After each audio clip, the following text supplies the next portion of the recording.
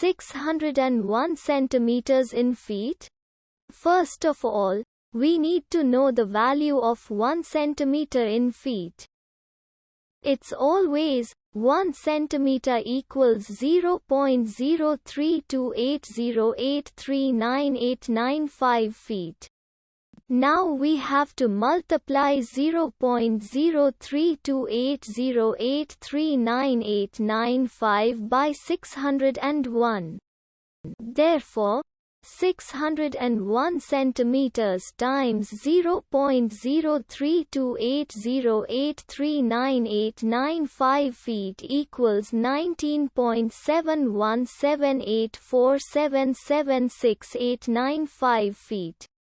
So, in other words, 601 centimeters equals 19.7178477689 feet. We hope you have enjoyed this video. Please like and subscribe to our channel for more videos like this.